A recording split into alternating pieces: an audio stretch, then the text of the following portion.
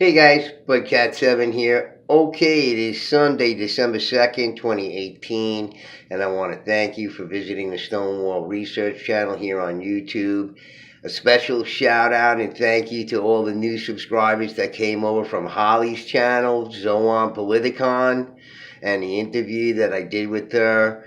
And a very, very big thank you goes out to Holly for having me for the interview there. And for my current subscribers, my older subscribers, if you haven't seen that interview, what I will do is I'll post a link to that interview in the description for this video, and put a link at the end of the video for it too.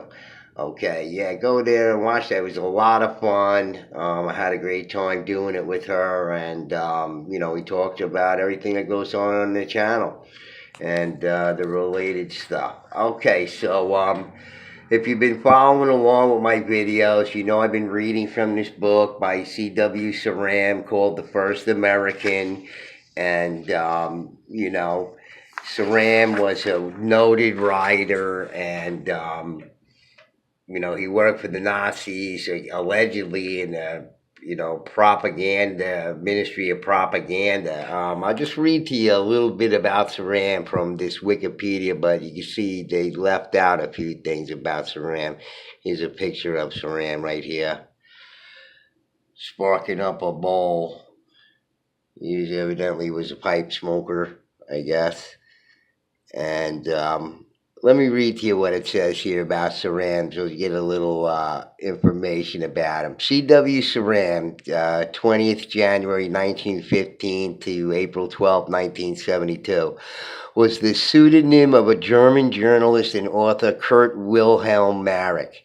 Known for his popular works about archaeology, he chose to write under a pseudonym to distance himself from his earlier work as a propagandist for the Third Reich.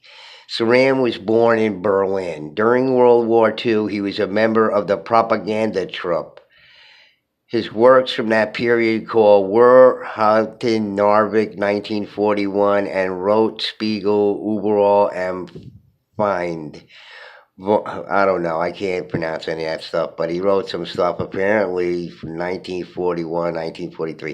In 1949, Ceram wrote his most famous book, Gatekeeper and Gerhardt, published in English as Gods, Graves, and Scholars, which is a book we're going to get into on this channel because I started reading it. There's some great stuff in there.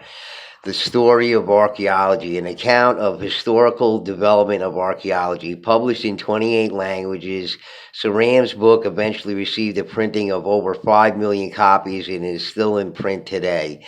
His very first article in this vein was about epigraphy entitled On the Decipherment of an Unknown Script and was published in the Berliner Illustriert 1935. Other books by the author include The Secret of the Hittites, 1956, March of Archaeology, 1958, and The First American, 1971, which is the book I've been going through with my latest videos. A book on ancient North American history. Under his actual name, he wrote Yes the Morrow, Notes on Man's Progress in 1961, Hands on the Past, The Pioneer Archaeologists Tell Their Own Story, 1966. Kurt Marek was responsible for the publication of A Woman in Berlin and the anonymous memoir of a German woman raped by Red Army troops. He died at Hamburg in 1972. The Ceram Prize in Archaeology is named after him. Okay, well, that's a nice little article about Ceram from Wikipedia, but they neglected to mention that he was a soldier in the Nazi army, and he fought in Norway, Stalingrad, and then he fought in Italy at Monte Cassino, and he was wounded and captured by U.S. troops at Monte Cassino, I guess in, whenever that took place. And so he was a U.S. prisoner of war for 2 years after that, and they neglected to mention any of this in this Wikipedia thing here, but I read a lot about Ceram, and it's just that's not the only story about him. I don't know if it's left out on purpose or what, but in any case, I just wanted to read to you about Ceram there so you get a feeling for what he is and was and all that kind of stuff. So I mean, he's a well respected writer. So and I can tell in this book, The First American, that his whole approach to this whole thing is yeah, the mainstream, archaeologists told their stories, but, he wants to tell all the stories from people who weren't, either amateur archaeologists and anthropologists to the mainstream ones whose ideas were not accepted, like, this guy, Frank C. Hibben from the University of New Mexico. We're going to get into him on the next video out of Ceram's book here. But this video I'm calling Smithsonian Gatekeeper, because we're going to talk about this guy that Ceram talks about, this Hrdlicka guy, because he's like one of the main 20th century gatekeepers at the Smithsonian. And apparently Ceram just had contempt for this guy, because you can tell he includes this criticism of him in the book, which is not included in this Wikipedia article, although there are some criticisms in there about how this guy was responsible maybe for some of the eugenics laws in the United States. So he was a real beauty, this guy. But as I mentioned in my video about the Cardiff Giant, the American Goliath there, about, I read about the Calaveras skull found in California in 1866. Ceram mentions this because this was another hoax, supposedly, and it was determined to be a hoax by the so-called experts from the Smithsonian. Hrdlicka was the main guy. So let me just briefly recap that for you from the Cardiff Giant there, and then we'll go on to read what Ceram really feels about this Hrdlicka guy, because you can tell Ceram hates this kind of guy. And this is one of the reasons why Ceram wrote this book, because of guys like this Hrdlicka guy that Ceram couldn't stand. He hated his guts. So I'm going to read to you, and you'll see why I'm saying what I'm saying. But just to recap the piece from the Cardiff Giant video, he's talking about this Calaveras man skull that Hrdlicka some years later, and was discovered in 1866, the Calaveras skull, and determined to be an ancient human because of the layer of, it was found in the Pliocene layer. So, in any case, Ceram says this: in 1907, the anthropologist Alice Hrdlicka, this guy right here, Hrdlicka, who was equipped with far more knowledge than his predecessors, published the truth about the Calaveras man. It could only have been a prank. Someone had planted this skull in a geological stratum from which it could not possibly have originated. And then Ceram goes on, because I think he said that tongue-in-cheek, or, with sort of a blank face. The European world of scholarship can ill afford to smile at the backwardness of American science because of such an incident. There was, after all, the scandal of the Piltdown skull, which took place much later in our own century, when the science of anthropology was already well advanced. So, Ceram's saying to all of us, that, even in modern times, with modern knowledge, modern equipment, whatever it is, there's mistakes can be made. So let me go on to read to you what Ceram really felt about this Hrdlicka guy, and he uses other people's statements.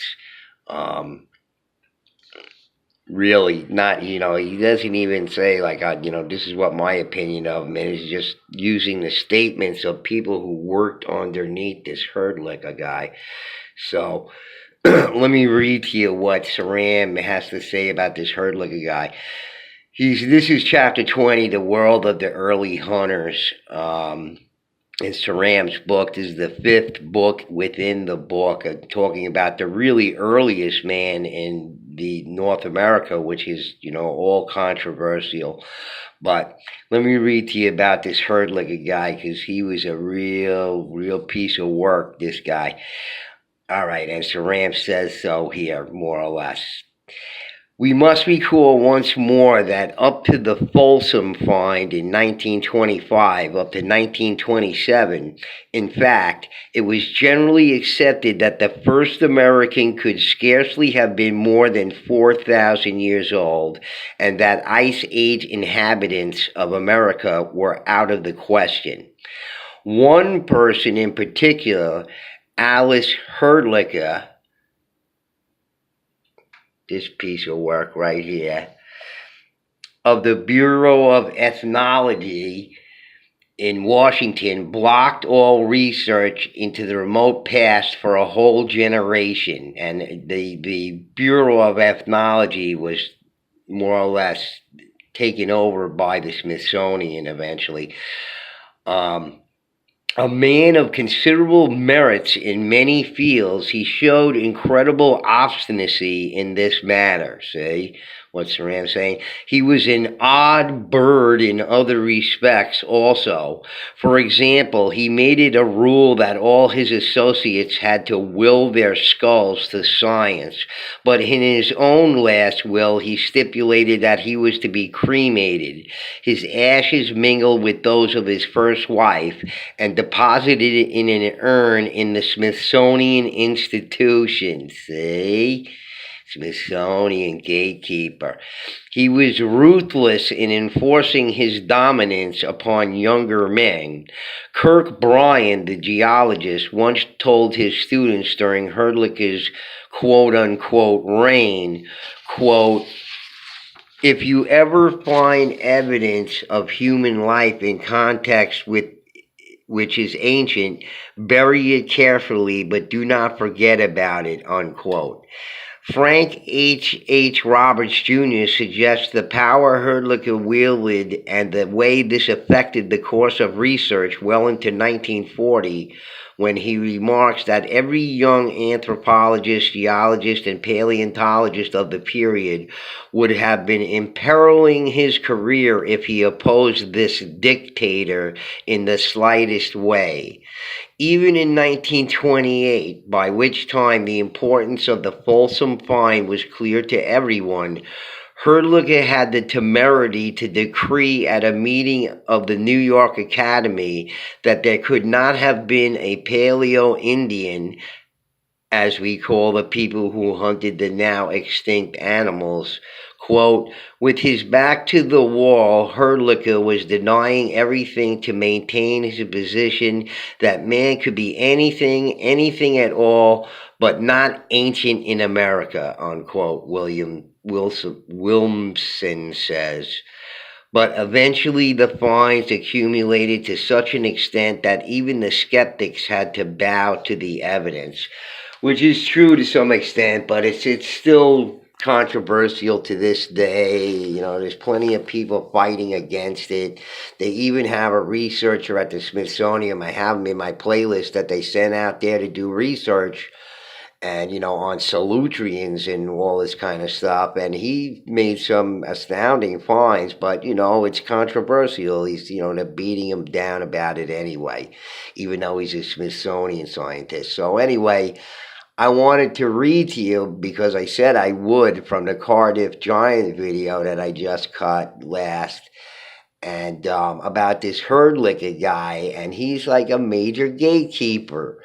And, Ceram didn't have to include this in his book. He could have just left it alone or whatever, but he did, because, he has contempt for these kinds of guys. That's why he's writing his books, because he's trying to say to everybody, keep your mind open. What these guys say and, what they think or whatever, you don't know what their motives are and what kind of little dictators they are and whatnot, like this Hrdlicka guy, this punk. So in any case, I just want to give you an idea of, I mean, I've been saying it all along with these videos with Ceram that, you have to read between the lines. Of course, Ceram is not going to, he wasn't an impolite type of writer.